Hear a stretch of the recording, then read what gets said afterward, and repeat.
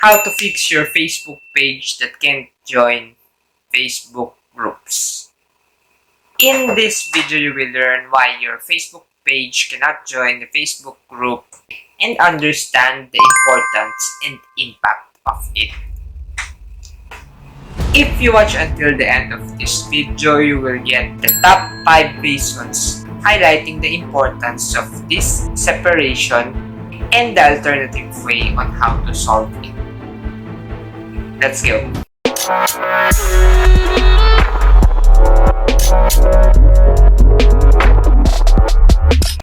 Hi guys, this is Archie, Noche, and kung bago ka pala dito sa channel ko, please do hit the subscribe button and the notification bell para ma-notify kayo sa mga susunod na video na gagawin ko all about social media marketing tips, tricks, and strategies para sa business mo online.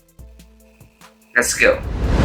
The inability of a Facebook page to join Facebook groups is important for maintaining a clear distinction between personal accounts and professional entities.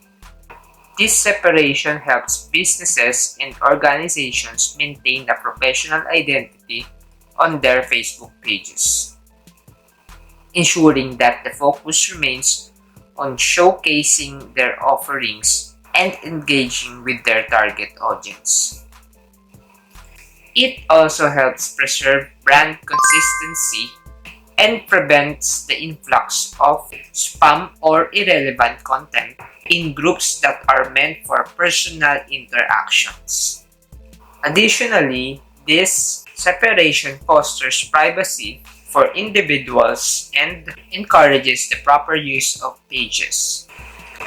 The inability of Facebook pages to join Facebook group is important to maintain the distinction between personal profiles and businesses or organization entities.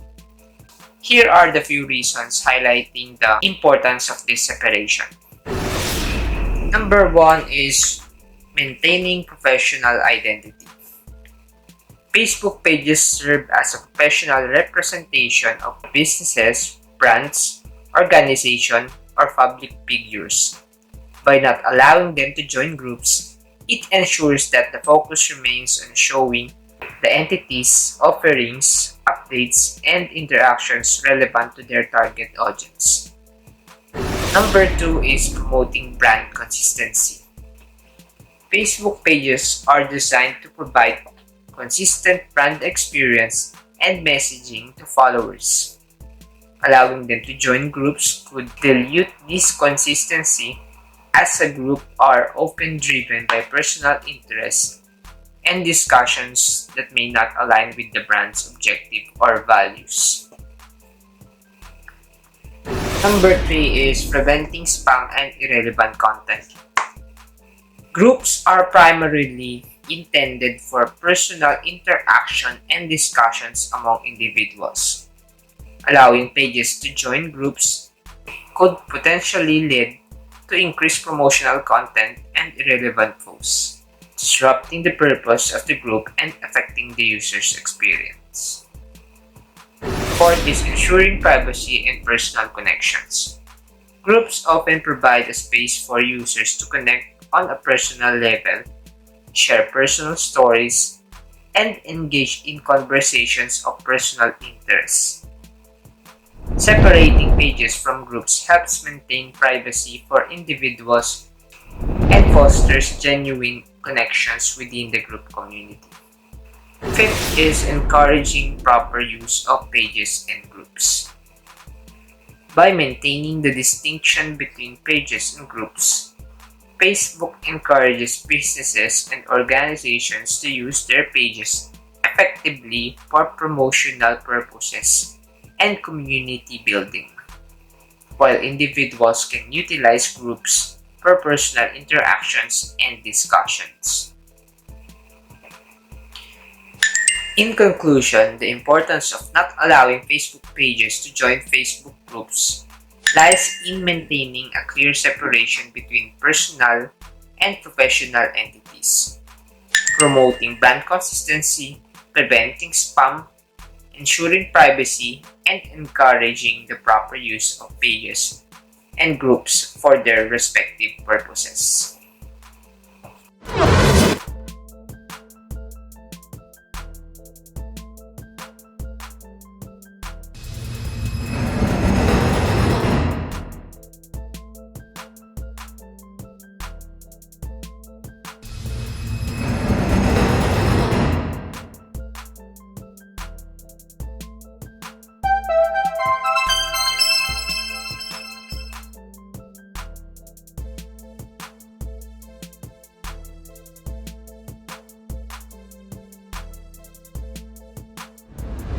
Hi guys, this is Archie Noche and I hope na may natutunan kayo dito sa video na ginawa ko. Why your Facebook page can't join other Facebook groups.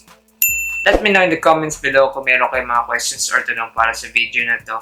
Smash the like button and subscribe to my YouTube channel para ma-notify kayo sa mga susunod na video na gagawin ko all about social media marketing tips, tricks, and strategies para sa business mo online. That's all for today and I'll see you on the next vlog.